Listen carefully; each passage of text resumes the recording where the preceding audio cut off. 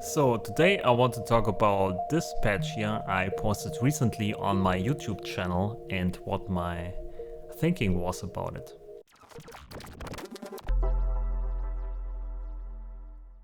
Use my code Polarity in the shop to save 10% on the price and support my channel.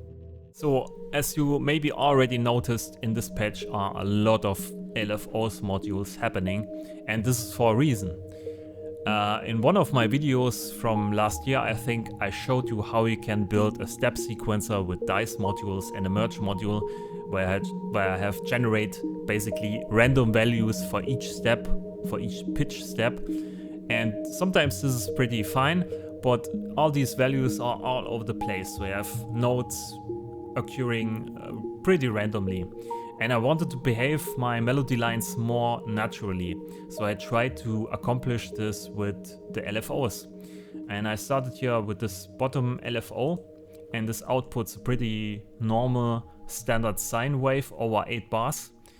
And I tried to make this sine wave more complex by mixing in other LFOs, and you can see here I mixed these two together, or blended these two together, then I blended these two together, and then I used the blend for these two pairs, and then I have in the end here a much more complexer waveform.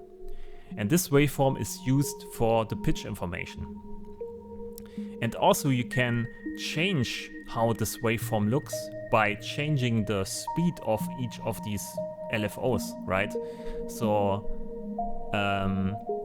this gives you some kind of predictable random output that behaves in a slowly evolving manner.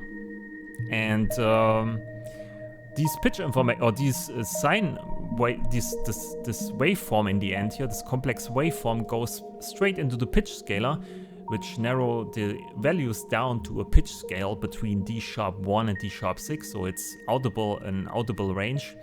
And then I go into the pitch quantizer, which narrows it further down to a scale, to a note scale. In this case here, it's D# minor, only missing this one key here.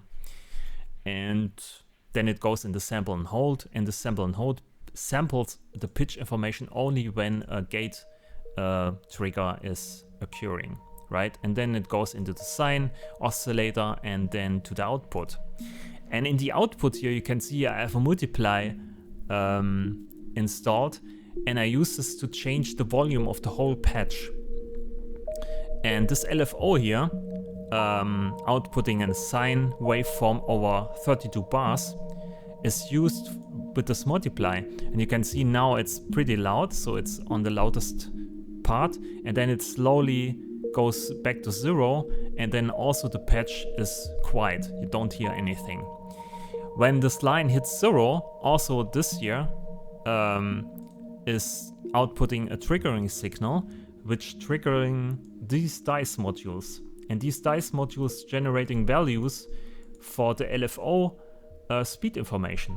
So every time the patch is quiet, a new pair of values here is generated, the LFO is generating a new waveform, and this new waveform is a new melody, and then the LFO here starts to fade in the patch again, and we can hear a new melody occurring. Okay, so we have a patch that is slowly fading in and fading out, and every time it's faded out, we generate a new melody, and then we start to fade in again. I use the same method as with the pitch information here I used for the rhythm. So I used basically the phase information from the transport and mixed in an LFO sine waveform. I blended these two together to have a much more complexer waveform, and I used this waveform to drive basically this gates module here. So when I go here straight to only input 1, we have the original phase input from the transport going straight into the gates module here, and have a pretty synchronized playback. But this is also pretty static and pretty on grid and pretty boring. So I used an LFO here with some random speed and blended this in. So you can see sometimes it's playing faster, sometimes it's playing slower, and sometimes it's going even backwards. So the rhythm is also basically generated randomly on the fly to make it more interesting rhythm on the rhythm part, right?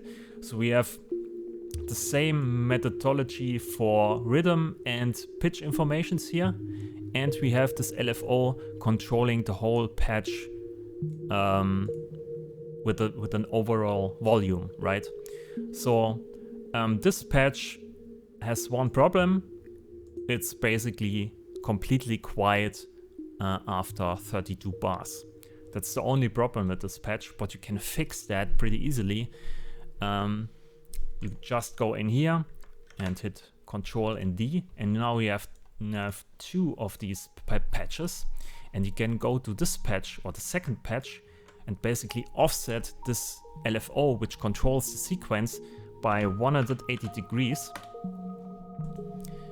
And then you just hit start and stop to trigger these LFOs together or again. And now when one patch is quiet, the other patch is loud, and vice versa. And you have basically every 32 bars coming in a new melody, and the other melody is fading out. So you have a back and forth between these two patches, which can be interesting. No, it is interesting. So this basically gives you a more kind of procedural approach to generating notes and rhythm instead of the random approach from my dice pitch step sequencer.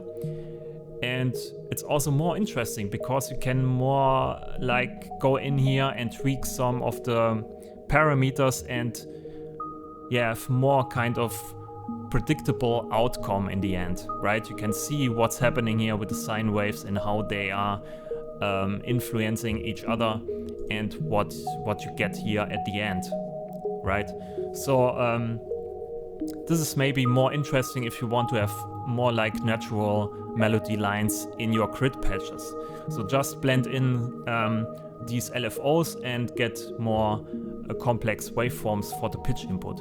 You can not only use the blend here, you can exchange this maybe also for ring modulation or amplitude modulation. So there's no boundary for your experimentation. This was just my approach here, to use blend modules. You can also use some math modules to change the behavior of your resulting waveform. So that's it for this video. Maybe I gave you some new inspiration for new projects and new patches. Maybe I gave you a solution for a problem you have. Let me know in the comments.